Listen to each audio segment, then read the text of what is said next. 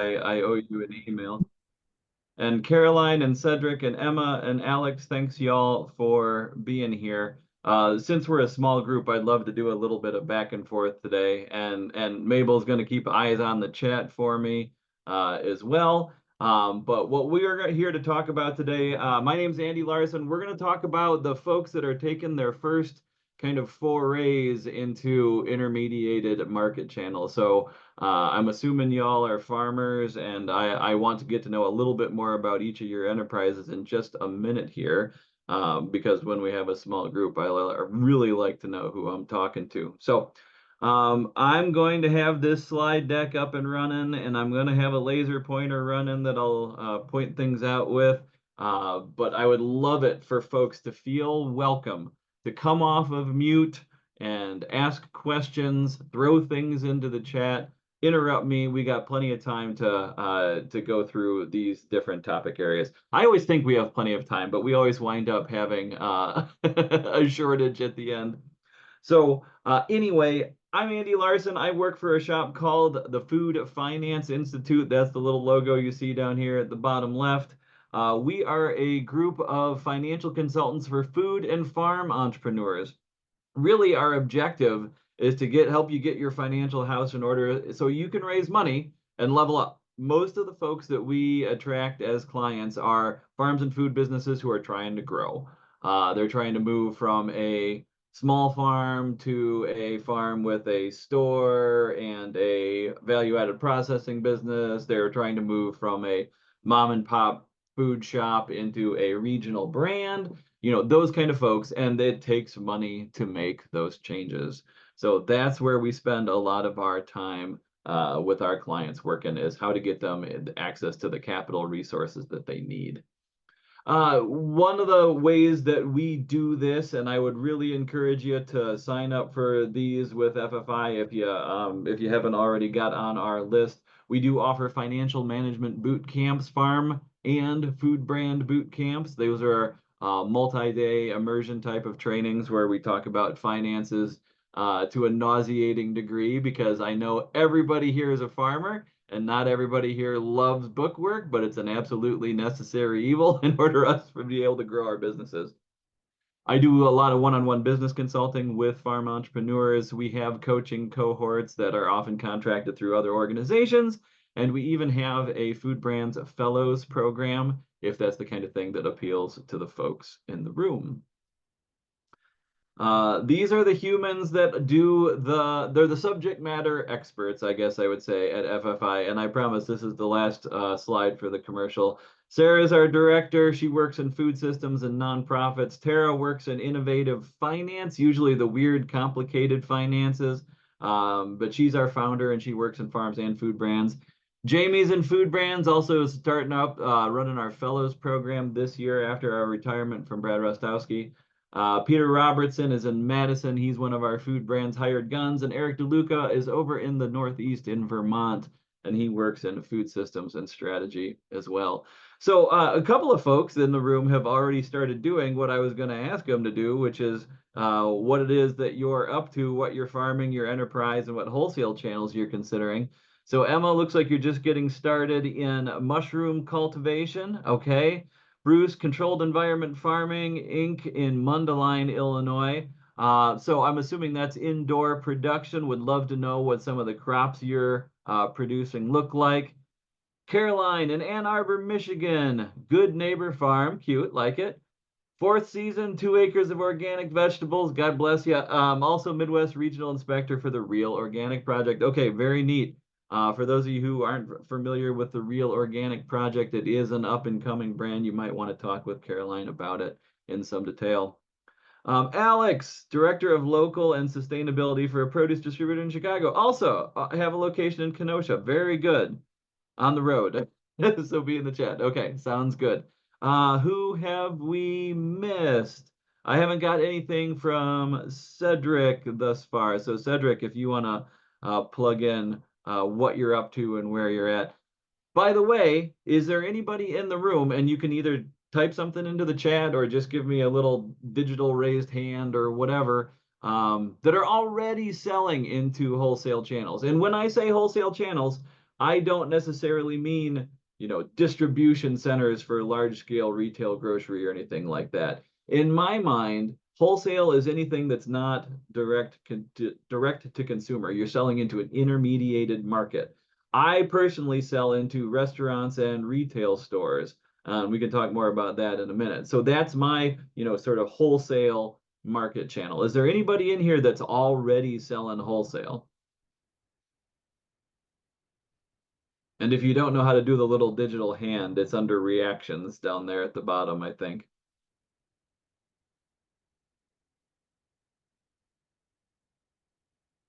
Caroline. Okay, raised hand. Good enough. Is that a question or just yes, I'm already selling wholesale? You can come off mute. I promise it's okay. Yes, you're selling wholesale. Okay, can you hear me? Yeah, I can hear you, Oh, just okay. barely. We sell a bit of wholesale. We sell to a couple CSA aggregates, and Oh, then we nice. to one store called Plum Market. They have a few locations in Michigan. It's like a sort of like a Whole Foods, but it's more local and a smaller chain that's independent. Got it. Okay, very good. Anybody else already selling wholesale? Okay, so it might be a lot of folks that are relatively new to this space. That's great. That'll work out just fine. So this is what I'm into. My wife and I are egg producers. I grew up on a dairy farm, but have gotten into the poultry thing we started selling eggs in about 2014. So we started at the farmers markets like an awful lot of people do. But then we realized that kids and farms and full-time jobs, it made it a lot easier to drop and run at the various places that we were selling our eggs to. So we got about 600 hens at the height of the growing season. So that's our primary market channel is restaurants and retail stores. Oh, Alex popped in here too. Distribute to food service locations and institutions. All right, excellent. Um, Conversations all the time with farmers looking to sell wholesale with a spectrum of experience with that type of sales. Yes, it is a lot of conversations. There are a lot of farmers who are interested in the efficiency of selling wholesale, but they're not quite ready for the post-harvest handling, the cold storage, the cold chain, the inspections, the all the other fun stuff that goes along with some of those institutional sales. So, yeah, very much appreciate the conversations that you're having, Alex. In order to be able to sell wholesale in Illinois on the egg side of things, this is actually what an awful lot of my farming looks like on a day-to-day basis. This is the inside of my egg processing shed where my wife and I spend our time washing, grading, packing, and refrigerating eggs from our birds and also from a couple other farms that sell to us. Um, We've been fortunate enough to be recipients of a Frontera Farmer Fund grant for the building itself, and then, or at least the shell of it, and then from Regenerate Illinois to cover the bulk of the egg washer. So I live in the same space that you guys do. I am one of these small commercial farmers trying to find, profitable market channels at a reasonable scale that's not going to take up my entire life. So I have a lot of the same hard questions that you do. I've made a lot of the same good and bad decisions that you have. And so hopefully we can benefit from one another's experience here. All right. So this is what I'd like to cover over the course of the next 90 minutes or so. I got three main points that I want to hit on here today. So if you're going to start selling wholesale, you have to realize that you're going to receive a lower price point. And can I actually make money at that lower price point? That's a huge question and something that we really have to dig into. Oh, hey, Justin. Thanks for being here. Food Systems Design Lab. Okay, very good. And if you're producing anything to sell for wholesale markets, put that in the chat too, if you would, please, Justin. The second thing that I want to talk about, and this is comparatively brief, is price discovery. Pricing is a bit of a dance for us farmers who are used to having a less complicated pricing scheme. So we'll talk about some of the data that we are fortunate enough to have access to. And last but not least, I want to talk about value proposition realignment. So many of us are very used to providing a suite of benefits, a product and a suite of benefits to an end consumer.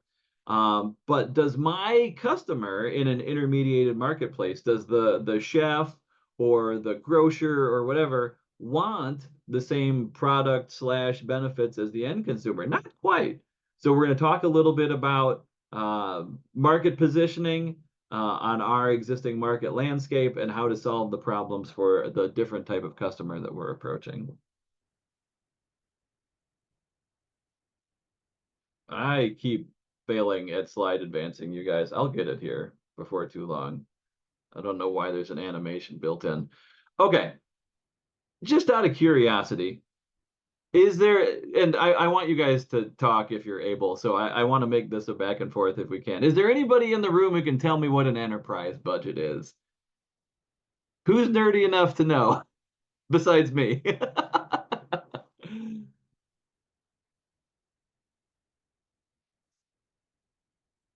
Okay, if people don't want to answer that, if you're being shy, how about just a show of hands? How many people in the room have ever created or at least completed a template for an enterprise budget for the different things that they have going on their farm? Do we have any hands? Oh man, really? Nobody? You guys are gonna love this. Mabel, you're clapping. So you've done this before? That's great. I'm thrown off by the word enterprise because yes, okay. Fair enough. And one of the biggest barriers to really getting your financial poop in a group is the jargon around finances, you guys. So anytime I'm throwing something out there, okay, spreadsheet to compare price points for crops per bed, excellent. All right, yes, we're talking about a budget here. When I say an enterprise, I'm basically just talking about one pursuit that we have going on our farm. So for me it's eggs, for you guys it's mushrooms or it's vegetables or it's whatever. So like the enterprise is that particular pursuit. Okay, microgreens and baby leaf greens. Cool, cool, cool. Wholesale market for a year now. Thanks, Cedric. Appreciate that. Okay, so I'm glad that a couple of you have budgets already. And this is where we really have to sharpen our financial management pencils here. Is if we're going to sell wholesale, we have to assume that we're going to accept a price point that's lower than retail. Now, there are, of course, exceptions to that rule. Boy, I'm tripping over my tongue already, you guys. I promise it'll be better. There are exceptions to that rule, particularly for folks who are selling into LFBA or Illinois Eats, and we're getting some absurdly nice prices from that program that not only match but also often surpass what we're likely to get at retail, at least in my neck of the woods. For those of you who might be right there in the city, it might not be exactly the same. You might be receiving higher prices in the Chicagoland area than I am in the Rockford metro area. Okay, so fundamentally and simply put, there's four main ways to grow profitability on your farm. And there's a couple of these we can bring to bear in this pursuit and a couple of these that are a little bit harder. So increasing prices, increasing sales, decreasing costs, either variable or overhead. Okay, these are in rank order. And so the number one way to grow profitability on your farm is to increase prices. Why is that number one? Because there isn't any associated cost with increasing your prices, with the exception of maybe some new, stickers for whatever the price is. But really, it is a no downside kind of proposition. But here in this session, we're examining something we're actually going to take a lower price because a wholesale market channel is likely to have a lower willingness to pay than a retail one. So that's not one that we're going to have an easy time bringing to bear in this situation. Increasing sales, however, is something that this is designed to do, right? Increasing throughput And increasing volume is one of those benefits that comes along with going into wholesale markets. Now, we have to be absolutely 100% positive that we are still making money at that greater throughput, because otherwise, if you're losing money on a per unit basis, selling more units is just going to lose you more money. So we've got to be really, really careful that we know what our profitability looks like when we're trying to increase sales volume. 3 and 4, I want to put a fine line on this for those folks who are not familiar with the difference between variable costs and fixed, or direct and indirect, or any of these different, like, slicing and dicing accounting words that we have with our cost side of things. Variable costs are the ones that increase proportionally with the number of units. Okay, and what I mean by that is every additional hog is going to require additional feed. Every additional acre is going to require additional seed or additional fertilizer. However, one more critter or one more acre doesn't necessarily change your utility bills. It doesn't necessarily change your insurance premium or your property taxes or whatever. So those costs that increase proportionally with the number of units, those are your variable costs. Those that do not, we're just going to call overheads. This is the most, I think, graspable terminology in this arena that I have been able to come across. I've used a lot of different words, and these are the ones that people seem to resonate with the best. So the reason I want you to know those 4 things is because I want you to make your financial analysis one degree more complex in order to get to sort of the graduate level financial management. So many times, those of us who have been in farming for multiple years have filled out a Schedule F on our tax return, right? The profit or loss from farming. And the Schedule F would have you believe that farming produces a bucket of sales and a bucket of costs, and the sales minus the costs equals the profitability. Well, I would contend that if we add one tweak to that, add one more design element to that, we're going to be better off in our financial decision making. Okay, so let's increase this complexity of sales minus costs equals profit. Let's increase it, or increase the complexity by one step. First, sales revenue minus your cost of goods or cost of production. If you've ever heard the word COGS in the non-food realm, that's cost of goods sold. Here in agriculture, most of the time people understand the terminology cost of production. So that price to produce each individual unit, right? Or the price to produce the entire ball of wax if we're talking about a whole year's worth of stuff. So price minus variable costs, right? COGS or cost of production equals gross profit. So that's before we have any of those costs of being in business, those overheads. All we're trying to do here is get a fundamental understanding that we can produce a thing and sell it for more than what it costs us to produce it. All right. Hey, Ganesha. Say that one more time. Oh, I thought somebody popped in with a question. Amber, was that you? You're the only one off mute. Well, pop in again if you have a question. Okay, so that's step 1, and then step 2 is subtracting your overhead expenses from your gross profit. So those fixed expenses that don't change on a per unit basis, those are your overheads, and that gets you your bottom line net profitability. That's so your profitability after all expenses. So those folks who have been in other realms than agriculture will recognize this equation as the fundamental foundation of the profit and loss statement or the income statement.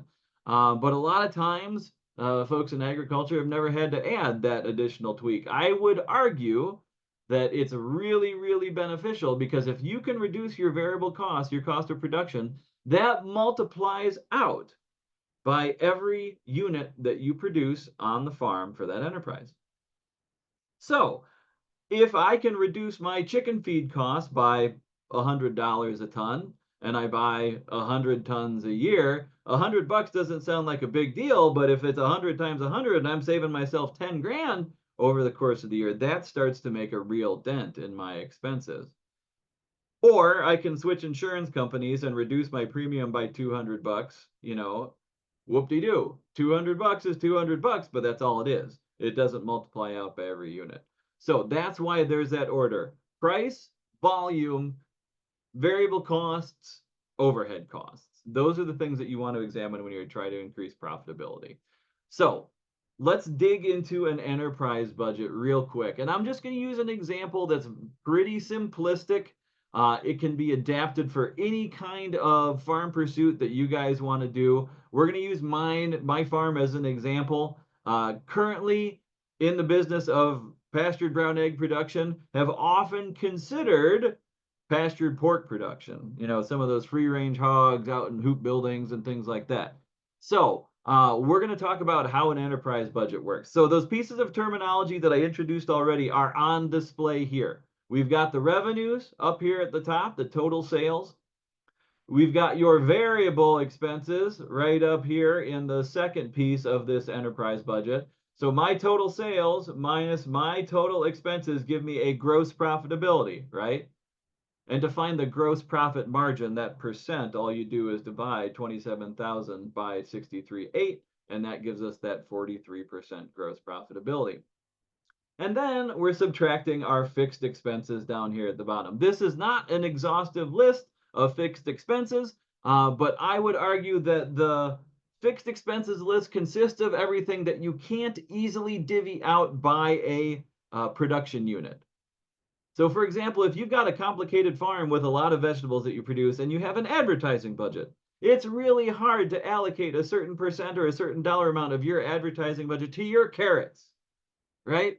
Because you're advertising for everything all at once. And so as a result, don't worry about slicing and dicing those things quite as much.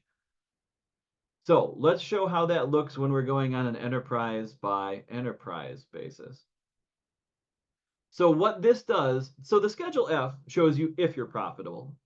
The enterprise budget will show you how you're profitable. Where is your profit coming from? Which enterprises are working? Which ones are working better? Which ones are loss leaders? Which ones are absolute dogs and you got to eliminate them?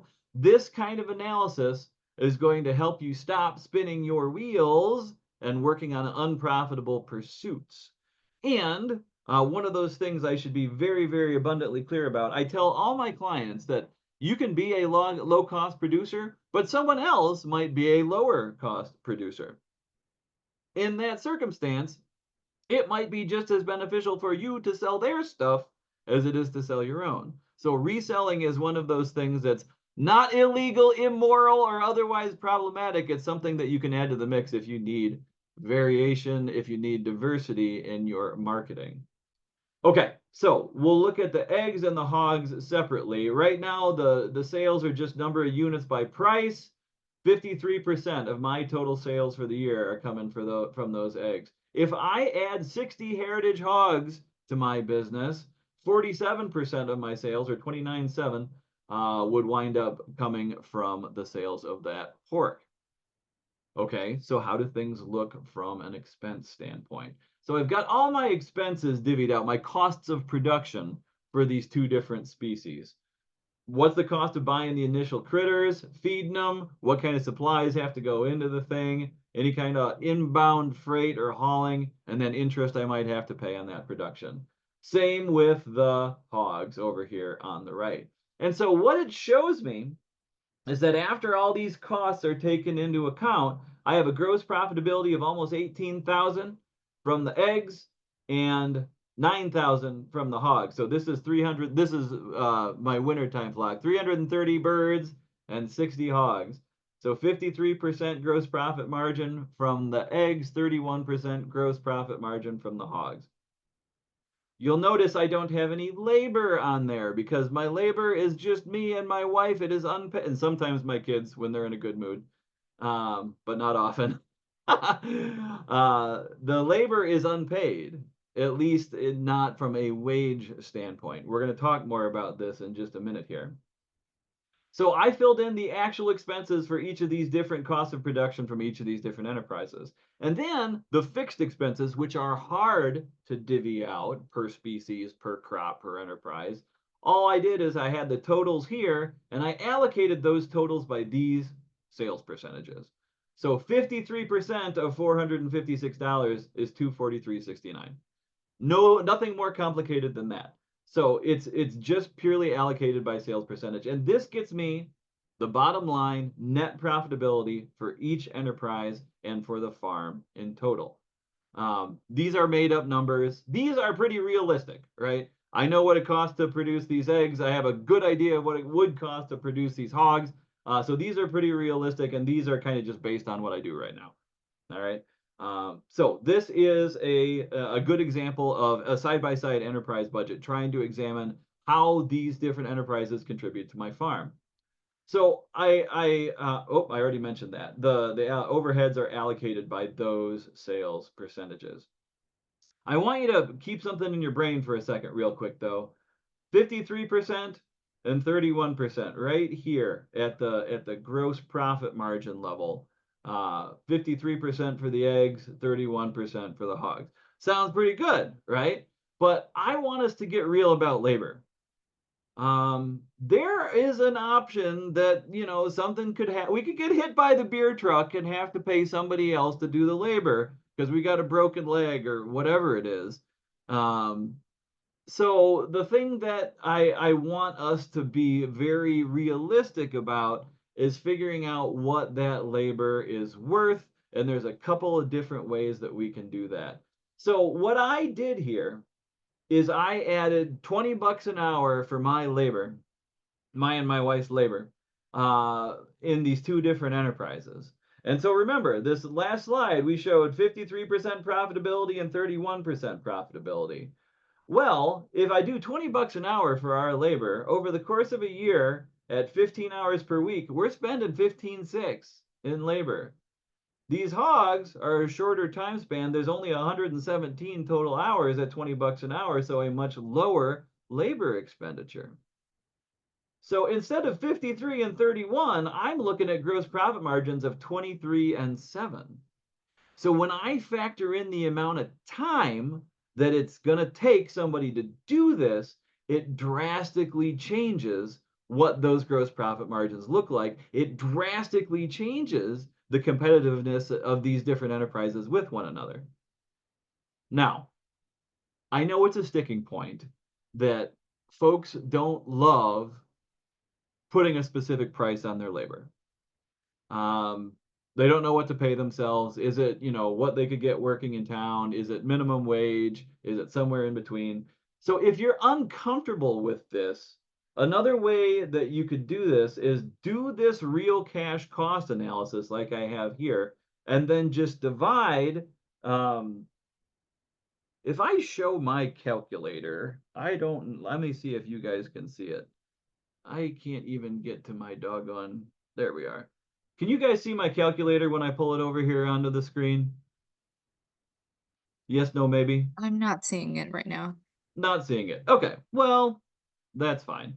No big deal.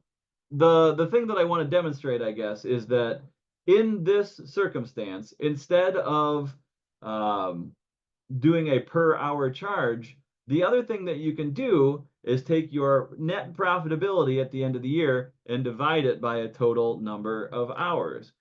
So if our net profitability in eggs at the end of the year was 14,717, and I divided that by, I got to figure out what the total hours would be. 15 times 52.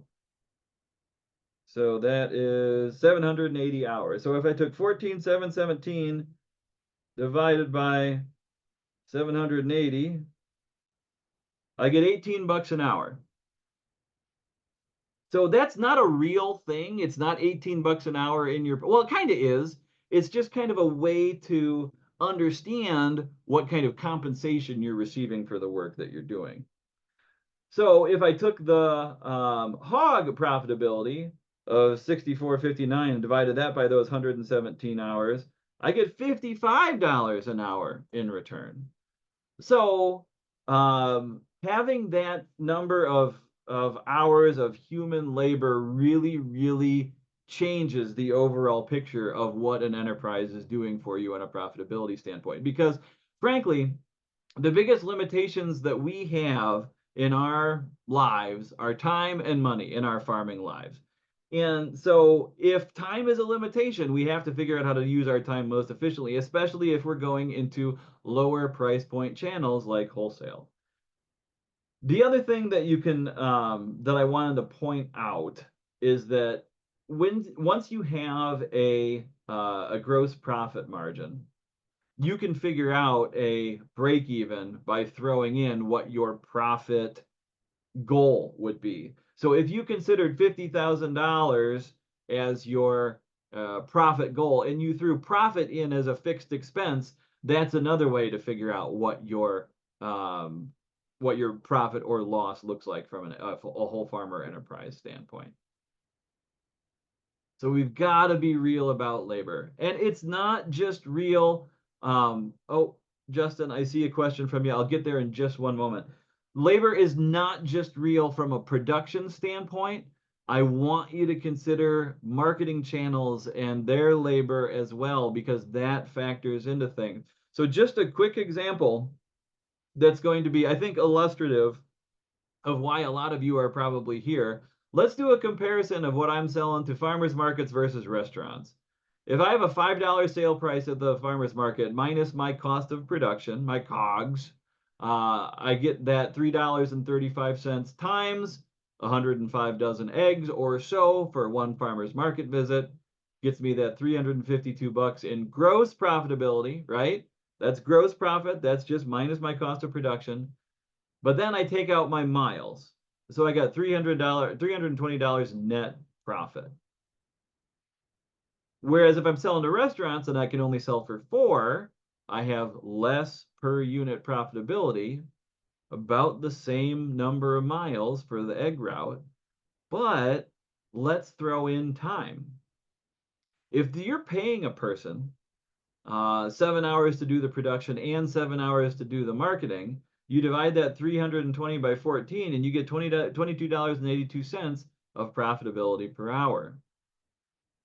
If I've got 7 hours producing and only 2 hours marketing, that lower net profitability spread out over a lower number of hours looks really competitive to the amount of profit per hour that I'd sell at the farmer's market. So we've got to be aware of how much time it takes to get this marketing done in addition to getting this getting this production done.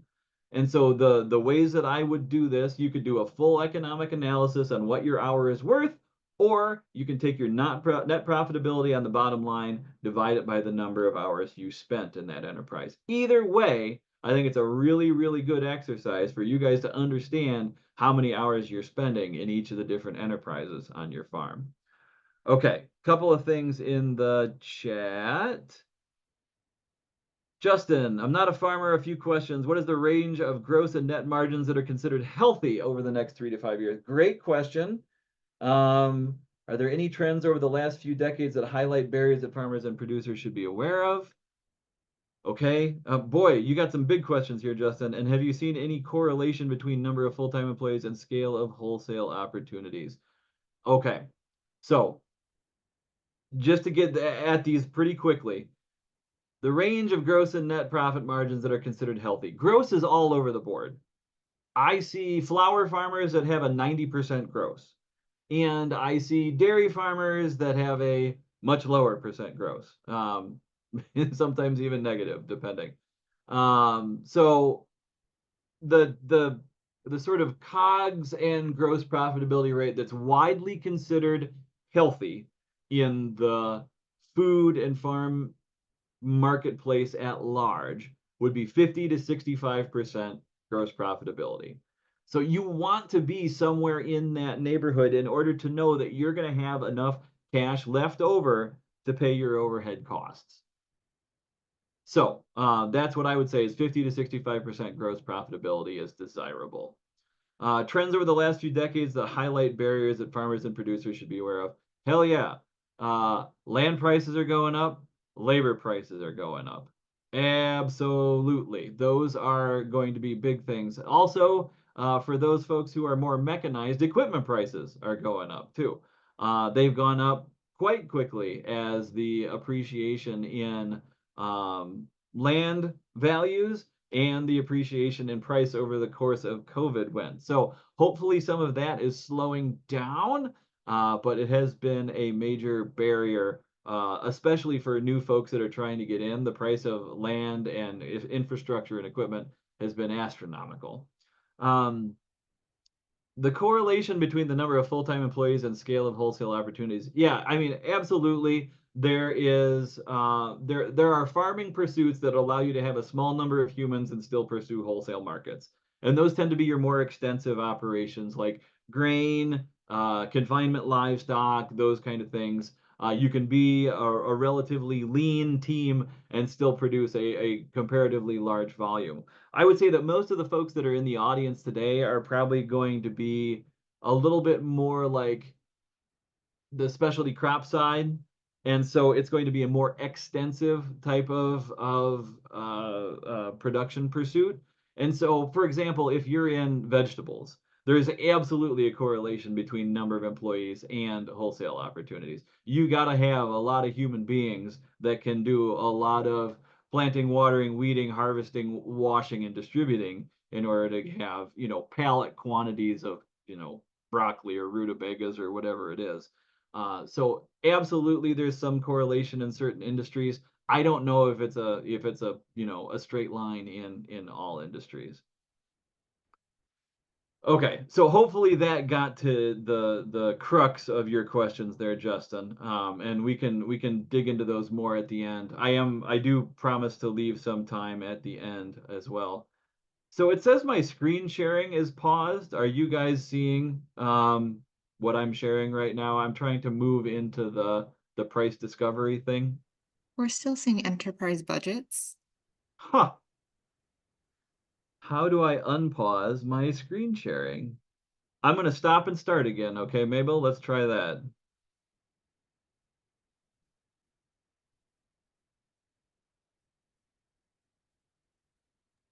And we see Are we price seeing a slide? discovery now. Okay, good deal. Great. That's what I wanted to get to. But I've got to make the chat appear again. There we go. Okay, cool. So the next thing I want to talk about is price discovery. How did I determine that wholesale price point? So folks in the room, tell me a little bit about your process for setting prices. What do you need to know beforehand? How often do you change prices? How do you justify increases in price? Tell me about your pricing process. And I'm talking specifically to farmers. You distributors probably have something that's a little bit more a little bit more thorough in the calculus on those things.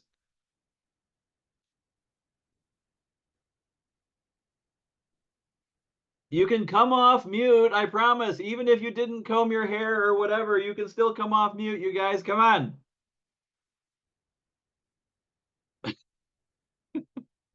Like pulling teeth here, Mabel. We need a giveaway or something. Maybe folks are typing in the chat. I would characterize price setting as a little bit of a dance. Oh, Justin, you came off mute. I saw it. You were about to say something.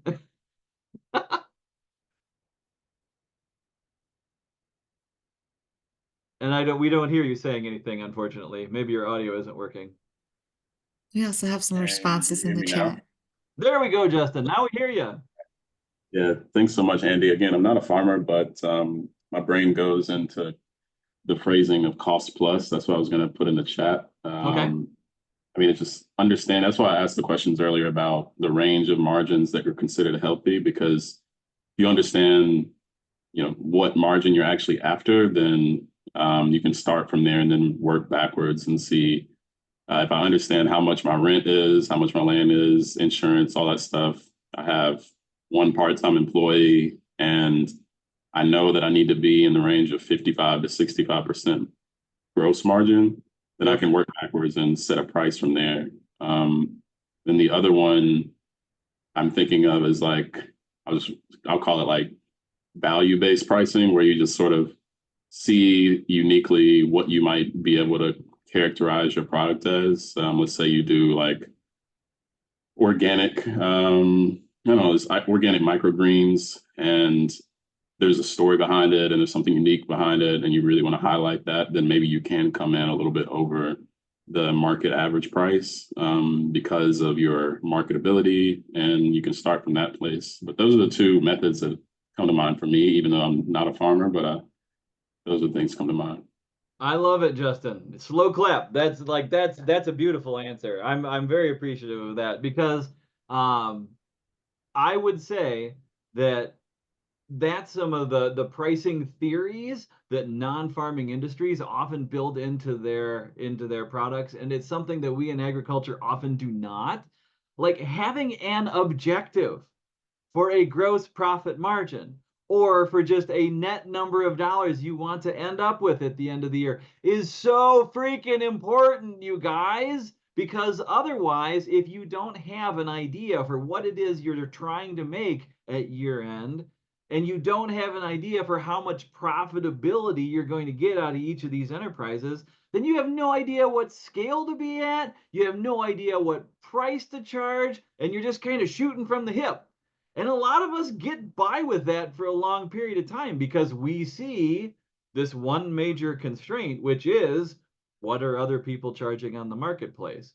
Oh, okay, that must be what the willingness to pay is. I'll charge that too. But what Justin was just mentioning about some of the other parts of the value proposition might change that willingness to pay as well. So Emma, don't worry if your process is not all that sophisticated. It doesn't necessarily have to be sophisticated, but I do want you to have some data behind it. And then base our prices off of other local businesses and NWI, which is either Northwest Illinois or Northwest Indiana or Northwest Iowa or Idaho or wherever you are, Cedric. Okay. So let's just do this quick. This can be comparatively short to what we just, all the detail that we just went into. Okay, Indiana, got it. Price discovery. Let's move the cursor. There we go. Now we're cooking with gas. No, we're not. Now we're screwing it up. Let me get my laser pointer back. There it is. Okay. So in agriculture, we are pretty fortunate to have an abundance of information that we are provided about wholesale prices, FOB prices at the farm, retail prices, supply side trends. Like we have a whole army of people at the USDA Market News that keep track of these transactions that are happening on a daily, weekly, monthly, and annual basis. So we have a really nice informational foundation upon which to build some of our price setting. So I'm going to show you some old stuff from the first time I put these slides together, and then I'll switch over to the, no, I won't switch over to the browser because you won't be able to see it. Crap. Okay. We'll just do the old stuff, and I'll tell you what the new stuff looks like in order to kind of look at the difference here. So if you've never been to this AMS market news site, you should go and you should explore it pretty thoroughly for whatever it is that you produce, especially those folks in fruits and veg. Oh my God, there is so much information about wholesale prices and retail prices in different parts of the country, whether it's organic or not organic, whether it's, different, if it's, cut differently, whatever. There's tons of information about pricing, and you can back into some really good, thank you, Mabel. You can back into some really good basic stuff. So let me show you an example. Okay, we've been talking about eggs. I'll use eggs as an example, and I'll tell you how it's changed here too. We can get a daily Midwest regional eggs report. Okay, that's pretty pertinent to me as an egg producer, but it's also very, very conventional. It's going to be primarily those large scale egg producers. And so this is from May 20, and extra large eggs we're selling for $1.48 to $1.57, mostly in this range. Nowadays, I was just looking at it before we got started here, they're in the fours. All right. So what's different? Well, every time anybody in the industry even sneezes the word bird flu, the stuff hits the fan and prices go up. So that's a really interesting way to keep very current on what your particular commodity is doing on the larger scale conventional marketplace. Sometimes you can even get a really detailed price according to a specific characteristic. So this would be cage-free egg pricing. There is organic vegetable pricing reports. There is pastured pork. There is grass-fed beef. There is grass-fed lamb. It is a smaller data set, but they're still reporting it. So for those of us who are doing some of this specialty stuff, it's really, really useful background information for people to be able to have. Okay, Caroline, dance, yes. Restaurants willing to pay a higher price for veg between wholesale and retail. Awesome. Groceries want a typical wholesale price point, but have been able to negotiate higher times. Okay, okay. Can charge higher for being certified organic, winter premium, regardless. Okay, cool. So I think that that is not terribly surprising. The reason I would say that is because restaurants, at least historically, have been able to add a lot of value to vegetables, right? They can become from, this rutabaga can then become, I should stop using rutabagas as an example. This potato can be something that, gets twice baked or mashed or shaped into a swan or whatever it is that they do in order to make it really, really nice and really, really valuable. Whereas the grocery side of things, they're not changing the form of the product. They're selling it generally as you bring it into them. And so their profitability is based entirely on velocity as opposed to value add. So they need to move more product faster at a profit margin in order to make their money. Whereas the restaurateur can just make it, fancier, better tasting, whatever, at least to a certain extent. So really, really interesting point there. Yes, please do access this USDA resource. Alex, okay, thank you. See you. The next slide on here is a vegetable example because I know some of you folks are in the specialty crop business. So if you go to that same AMS USDA Market News page and go into the retail vegetables in the Midwest, you can look up weighted average prices, and then you can the weighted average price at retail, and then kind of figure out what they got paid wholesale by guessing at the gross profit margin. So let's just show an example here. So this again is old information. This is a year old. This is for vegetables in the Midwest and mostly per pound or the 2-pound bag. The number of stores reporting the information, the weighted average price. So most of the time, a grocery store is going to charge somewhere between 25 and 40% over their wholesale price in order to make their margin. Stuff that tends to have a lot of shrink or a lot of spoilage or a low velocity, doesn't move fast or whatever, might have a higher margin. And stuff that's a pretty staple food that moves quickly and turns easily might have a slightly lower margin. But so let's just guess that we're somewhere in the middle at around that 30%. So if the high price for that pound of asparagus, or excuse me, the average price for that pound of asparagus was $2.76, and you do the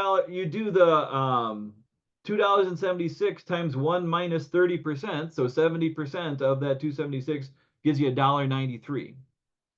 And so if you were selling asparagus at the large scale to your local grocer, you can guess that $1.93 is somewhere in the neighborhood of what they're likely to be giving folks for their commodity. Now, if you're local, if you're organic, if you're value added, if you're red or purple asparagus, if you're, whatever else, can you get that up higher? Yes, you can. We'll talk more about that in just a couple of minutes here. So each and every one of these weighted average prices times 1 minus the gross margin of 30% or times 70% gets you these wholesale prices. It gets you into a ballpark expectation of what people are probably willing to pay, at least for the standard commodity. The other really good thing to do, and a lot of people are shy about this, is ask what they're paying now. I love to talk with my chefs about what they can get eggs for off the truck. And then why it is they buy from me if they can get them for so much less off the truck. Like, what is it? What is the value that I'm providing them that the eggs off of the truck are not providing them? Okay, so talking to your customers, doing a little, pavement pounding, legwork, reconnaissance around price is really, really useful too.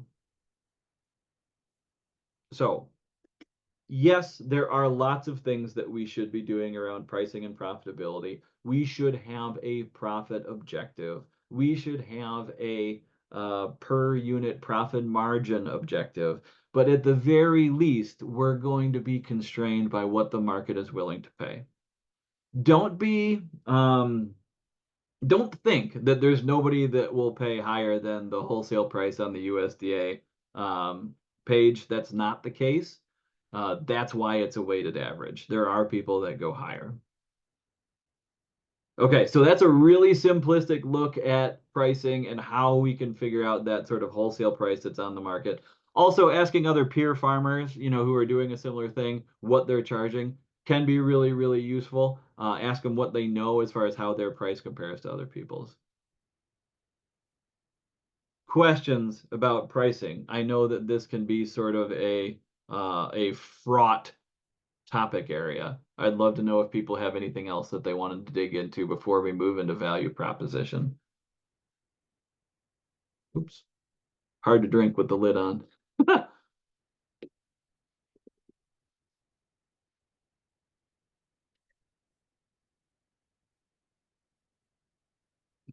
Okay, you quiet bunch, you. We'll keep on moving here. Okay.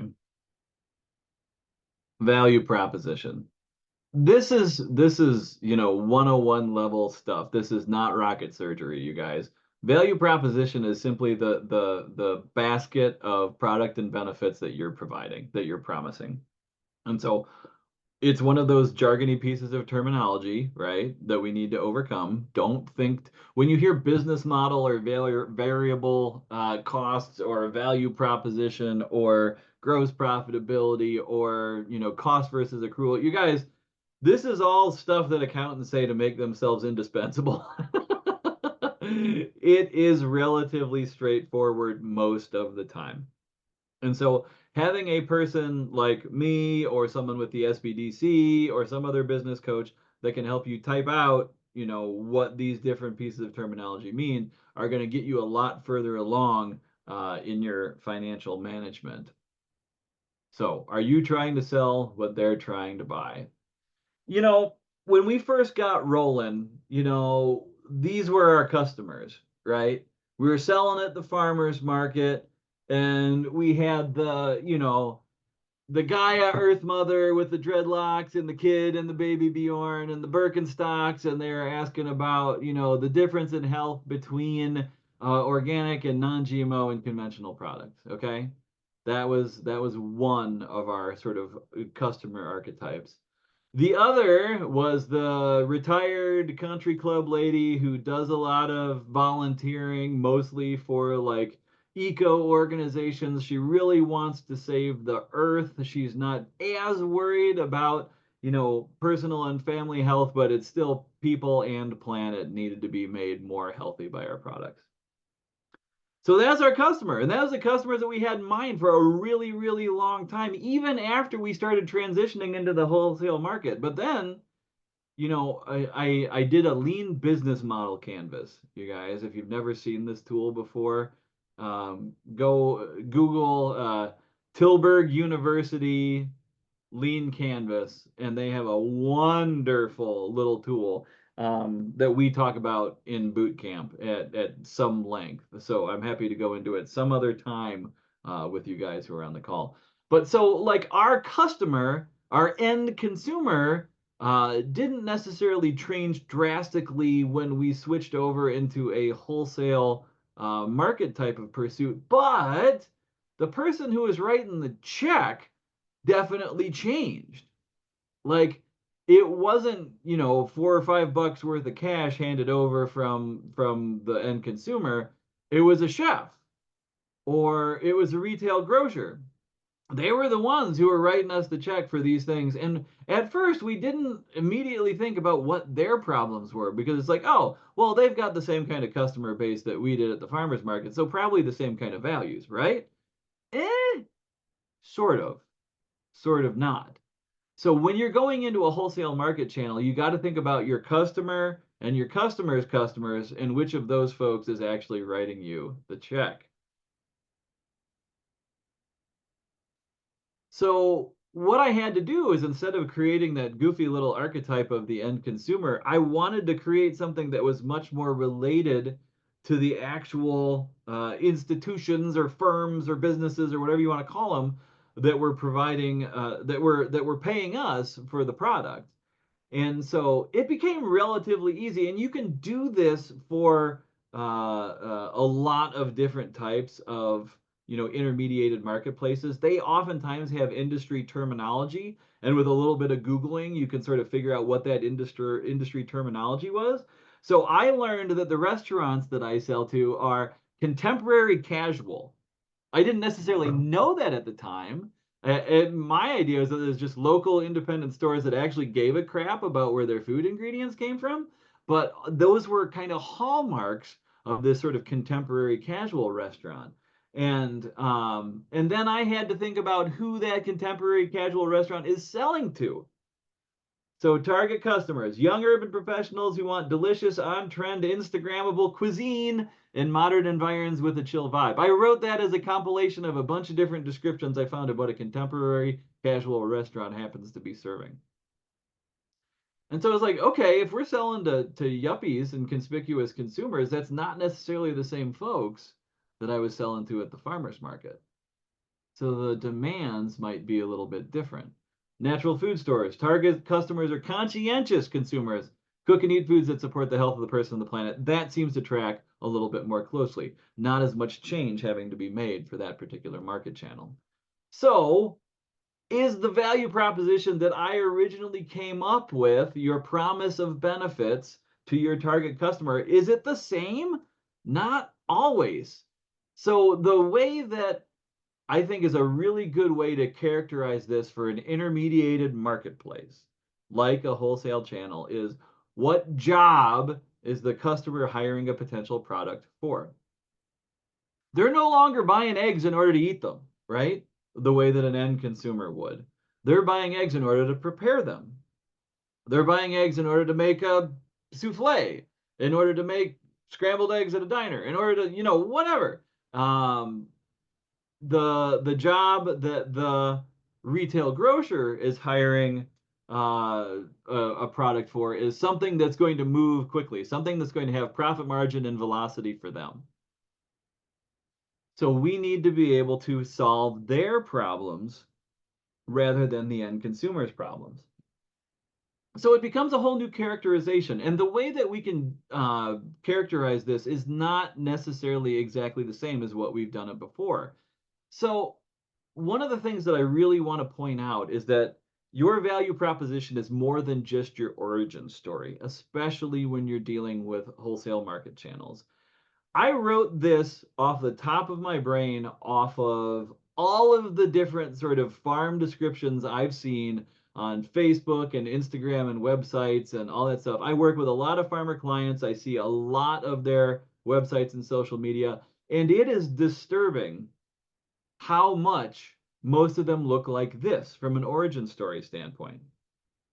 They talk about the generation, how long they've been on the land, their production system, and their different social media channels. Like, this is extraordinarily common. Because it's common, it isn't always a differentiator. It's sort of table stakes, right? We need to have that origin story that's neat, that we are stewards of the land, that our kids are going to be stewards of the land, that all that stuff is going to be part of our livestock are on fresh pasture and yada, yada, yada.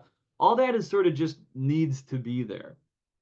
It's not necessarily going to differentiate you on the marketplace when you're competing with other local food farmers.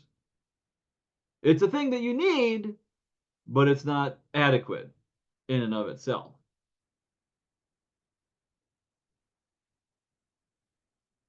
So I mentioned the lean business model canvas. There's another canvas that's out there that I think is really, really useful, and it's the value proposition canvas. And we're talking about value proposition right now. I already told you what value proposition means, that promise of benefits to your customer. This canvas doohickey, which you can find all over the place. If you Google value proposition canvas, the images will show up all over the place. But I want you to think about how to use it real quick.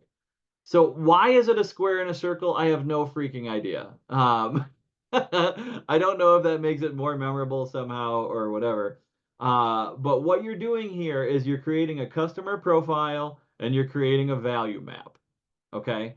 The customer profile, gains and pains, and customer jobs. We talked about jobs, right? What jobs is your customer hiring a product to do? What gains do they need to have from their suppliers? What pains are they facing on their marketplace? And so the value map is purely the inverse of that. Like the products and services, how your products and services can do jobs for those customers.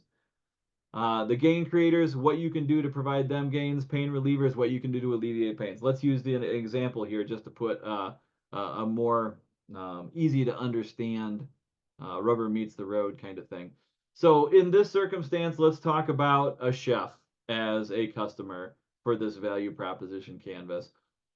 This chef is going to be at one of those contemporary casual restaurants that we talked about. So let me show you some of the examples of terminology that I've thrown in here. So jobs that chef has to do: to create delicious meals you can eat with your eyes, made efficiently and acceptable cost, uncommonly good ingredients.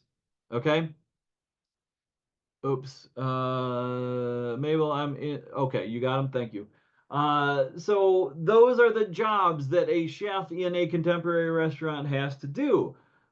The pains that they're facing, and we know some of the pains that the restaurant market is facing right now. Increased food costs, increased wages, retaining staff for any period of time so you're constantly not training and retraining. If they get in products that don't meet expectations. Y'all, I've heard about local food farmers delivering product in a black garbage bag. Not gonna fly when you're a chef or when you're a wholesale channel. The gains that they're trying to get in their marketplace. They want to have exceptional quality. They want to have increased traffic. They want to have a better reputation. And they don't necessarily want to have a boatload of local foods vendors that are all a pain in the butt to deal with. They want to have some efficiency there. So what are the things that we can do to provide these folks value? Give them good product, first of all. Good packaging, industry standard packaging, delivered consistently. And this is true for anything. It's not just eggs, y'all. This could be broccoli, this could be rutabagas, this could be whatever else. And if we have some of that farm to table flair, if we have a little like talker in there, if we have a newsletter, if we have pictures of happy critters, whatever it is, make sure that that sort of production system panache comes through with the product. How can we relieve their pain? We can't necessarily do anything about, their difficulty in attracting, retaining, and paying labor. That's not something that we can work in. However, we can provide consistent quality. We can provide regular availability. We can provide predictable prices, even if they're not the lowest ones. And, that easy relationship that they've had with the farmer that doesn't just come and go is a benefit for them as well. And the gains that it can create is that reputation that they're looking for, that drive of more local food supporters coming in the door and buying better meals with better ingredients and a higher ticket price. And if they're looking for additional suppliers, you can leverage your relationships with other local food farmers. So all of this, despite the fact that we're talking about, selling eggs to a contemporary casual restaurant, it really resonates with most of the restaurant type of customers that you folks are going to have as you explore the wholesale market channel. This is sort of a goofy, wonky visualization, but it's easier than just staring at a blank page, you guys. Blank page-itis is a real thing, and sort of having this template to fill in is a really, really useful one. Gary Fox, that quote that I had there earlier about what kind of product is your customer hiring a product to do? No. What kind of job is your customer hiring a product to do? I think he's the one that gave this template here, just recreated in PowerPoint. If you're not sure, if you've never sat down and sort of thoroughly defined or delineated what it is that you're trying to provide from a value proposition standpoint and what it does for you on the marketplace, this is a really easy, low barrier to entry, low complexity little tool that can provide a whole ton of information for how you look on your market landscape. So all this does is it has you and your competitors on the y-axis, and then it has the characteristics you're competing with on the x-axis across the top. That's all it is. And it allows you to kind of do a side-by-side comparison of how you show up against some of the other folks in the marketplace. By the way, I'm not saying that competition is bad. I'm not saying that the word competitor is not a swear word, okay? There are plenty of folks that are in business together that are also competing with one another. It just is the way that it is. And so the competitors are real, and we as farmers have competitors walk into the marketplace all the time. How long they stay around depends on how good they do with their financial management stuff. And I've had many clients say that they don't have any competitors. There's nobody else that provides organic grass-fed lamb in my 3-county region. So I don't have any competitors. Okay, hold up.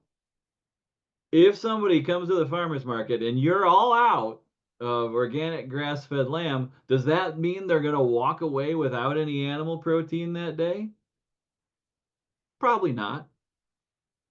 Probably look to the grass-fed beef vendor, or to the pastured poultry vendor, or the pastured pork vendor, or whatever. There's substitutions as well as competition.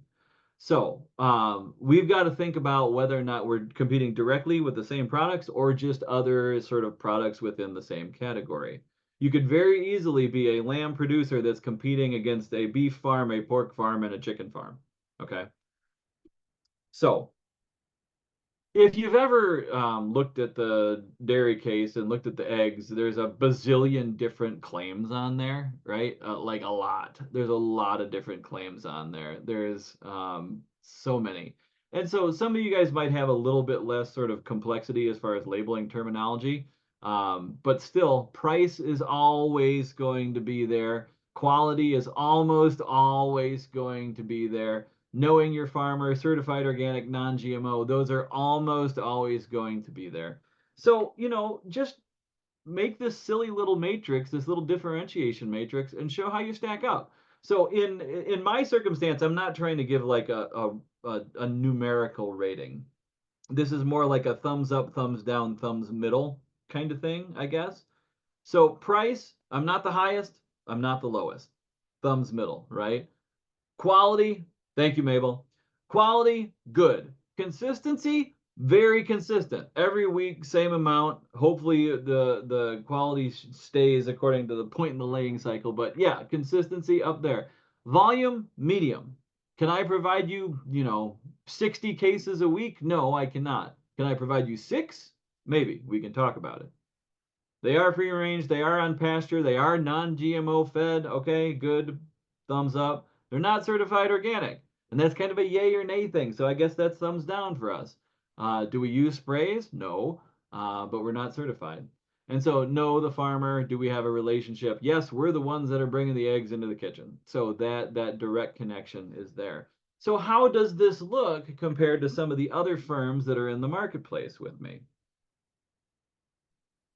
So another local egg farm, a regional egg company, and a national commodity egg brand with white shells and white styrofoam. Okay.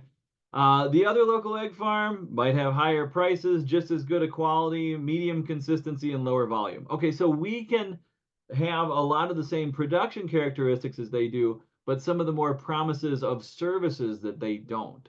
So that's where we can compete with them. The regional good egg company might have all those services licked, like they might be really good in price, quality, consistency, and volume, but they might not have those birds out there on pasture, or they might just be free range inside a building. So that might be a thing that we can differentiate ourselves on. The national commodity egg brand, man, they are cheap, they are consistent, and they are high volume.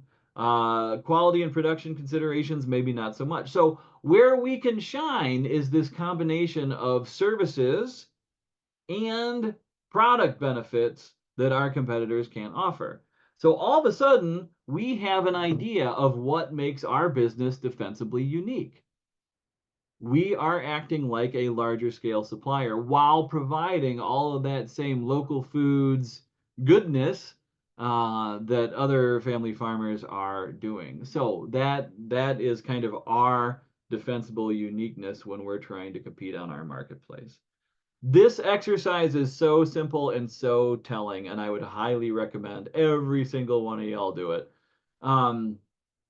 Just a couple last points to hammer home before we open this up for questions. I want to have, 15 minutes for discussion at the end here, you guys.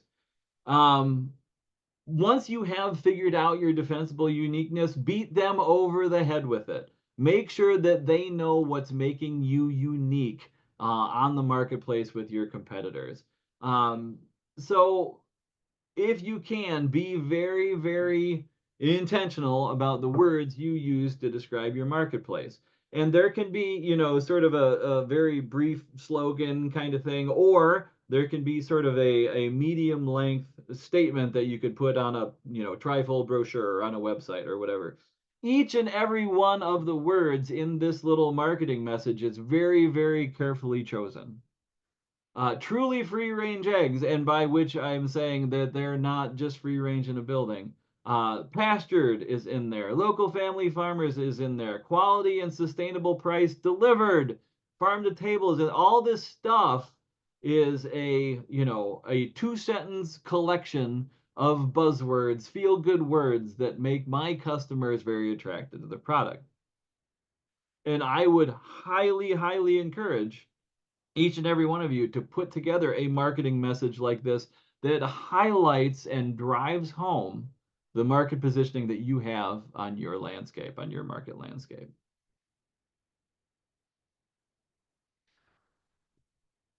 Mabel, I'm actually going to do this in the time that I wanted to do it, so I'm excited. Takeaway points for y'all. Make sure that you have a good idea of what your wholesale profitability is going to be with the constraints on price, volume, and time. If you're going to receive lower prices and move higher volumes, you got to make sure that you've got the time and the returns to make this worth your while. Make sure that you're not selling to an old suite of customers. Make sure that you're selling to the current suite of customers. Like, you need to know what the benefits that they need, the solutions to problems that they need, and not somebody else. And then live that value proposition. Make sure your marketing communications hammer it home. So, all right. We talked about enterprise budgeting to make sure that we're profitable. We talked about pricing to make sure that we're competitive. We talked about value proposition to make sure that we're solving our customers' problems. Those are the 3 big take-home points that I want y'all to walk away from this session with. It is 11:30 right now. That is my contact information just for the benefit of the recording. You guys can reach me at either of these things. That number forwards right to my cell phone and rings in my pocket, so don't hesitate to use that. It gets a faster response than the avalanche of email that comes in. So at this point in time, I want to take the last 15 minutes to have a discussion with you guys. I want to know if there's any of this stuff that didn't quite resonate, if you want to see a slide again, if you've got specific questions that you want to talk through, this is the perfect time for it. Mabel, any housekeeping stuff? Yeah, I'll be dropping in a feedback survey for this info session. And then I will also be sharing a link in the chat for other sessions that you can join. Okay. And yeah, that will all show up in the chat shortly. Okay, very good. Okay, folks, you've been quiet. This is your time to shine. I would love to have anybody throw any questions, or if you have experience with working in these types of intermediated market channels, about what has worked particularly well for you.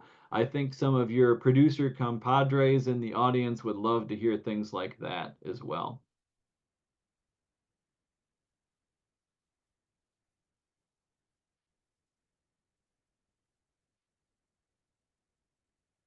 Mabel, if they don't ask anything, I'm gonna have to let them go. Cedric, Emma, Bruce, Shirley, Veronica, Caroline, don't be shy. Well, my question doesn't speak to what you asked, but just wanting to learn more about the services that you provide through the Food Finance Institute, and simply whether there are costs associated to working with you and what those look like. Right on. Great question, Emma. So we are an eat what you kill kind of shop, but we also know that it is hard to get farmers to pay a per hour consulting price. It is not one of those things that I want to do. So I know it's one of those things that many of you folks don't want to do. What we usually have is a pool of grant monies to support programming in order to help farmers get into stuff. I will oftentimes give away a session or two early on in order to work with somebody to get through their main bottleneck, right? If they're facing one immediate concern that they're trying to overcome, whether it's trying to get access to capital, trying to enter a new marketplace, I'll work with them on that. We won't send you a bill or anything like that. Farm Finance Bootcamp and our other immersion trainings usually do have a charge associated with them. We're doing, it used to be higher. We have been lowering it despite the fact that everything's been going up around us in order to try and get more folks to be willing. It's like a $250 charge for Farm Finance Bootcamp, which is usually a 3 or 4 day kind of pursuit. And we've also been condensing the time because people don't want to give up quite as much of the time. So the short answer, Emma, we do have these programs. Some of them do have price tags on them. Many of them don't. I'd love to help you out one-on-one for a couple of sessions for free. If I can bring you into the funnel that way, I would absolutely do that. Awesome, thanks. You're welcome. Shirley, I actually see you. You came off mute and put your camera on, and glad to have you.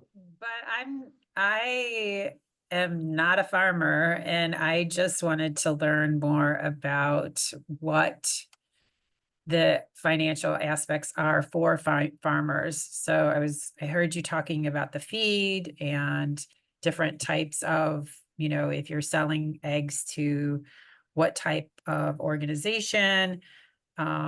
So my background, I'm a registered dietitian, and my background is I work with some of the urban farmers in Chicago.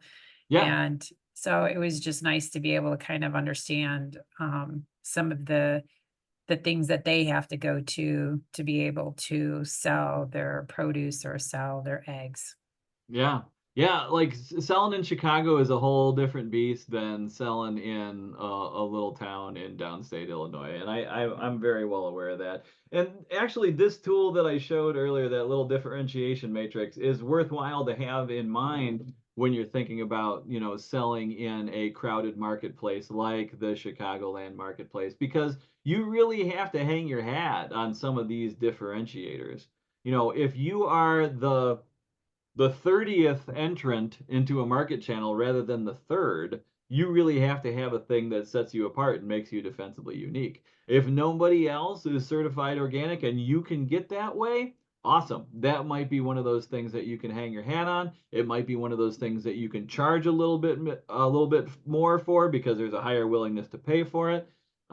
It's one of those very careful considerations when you're going into a crowded marketplace of what makes you the business that people should buy from.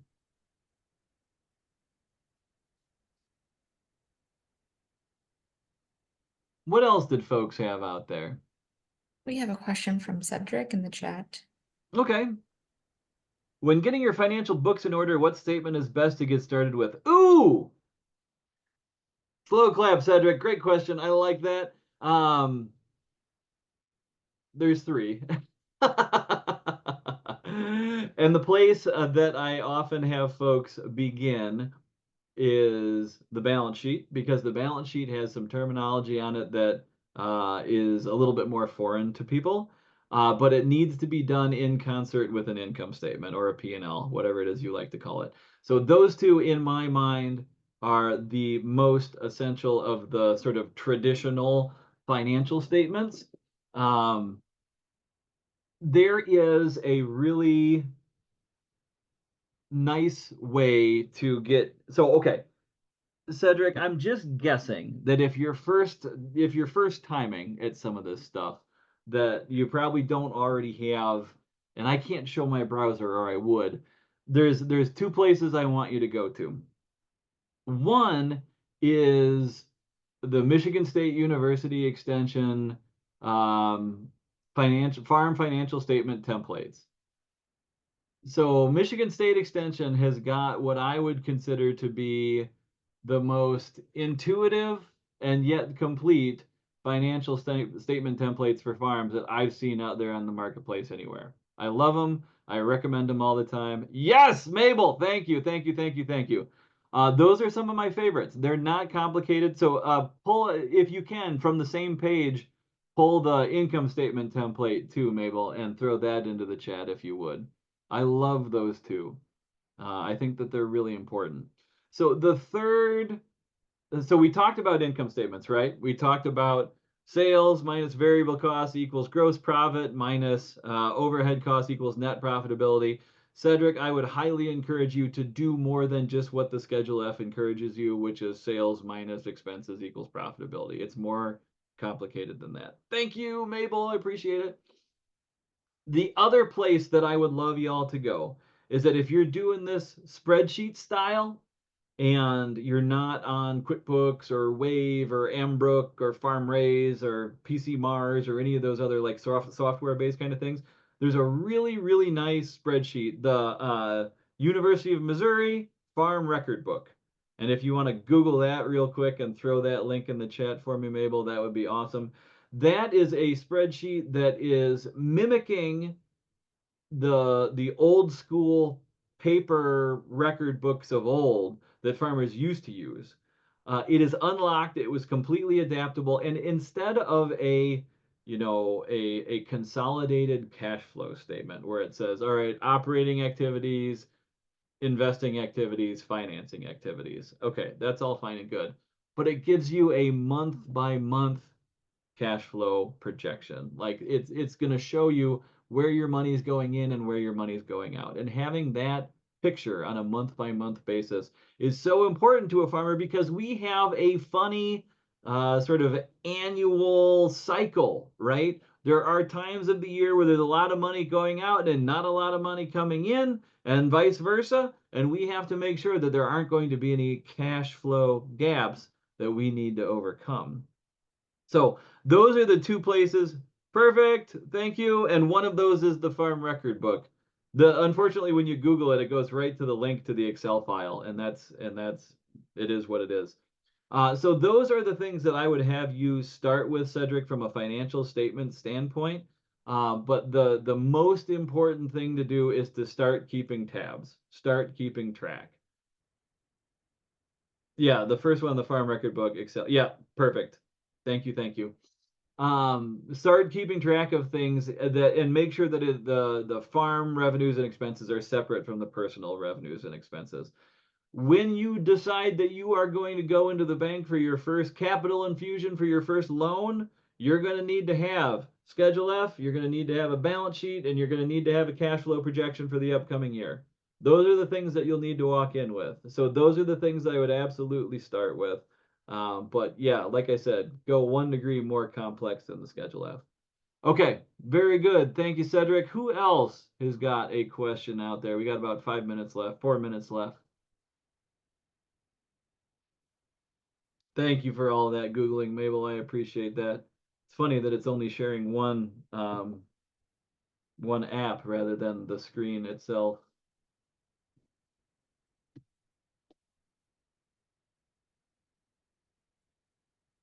Any other questions for me, y'all?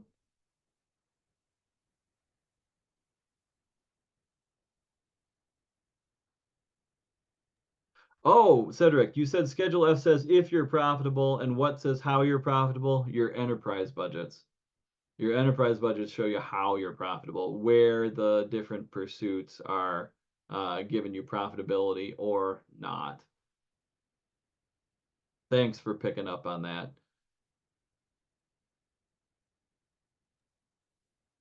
There are no other questions. Andy, I want to thank you so much for leading us through today's session and giving us a ton of information and examples and resources. We're so grateful that you are part of this 2-day event. Folks,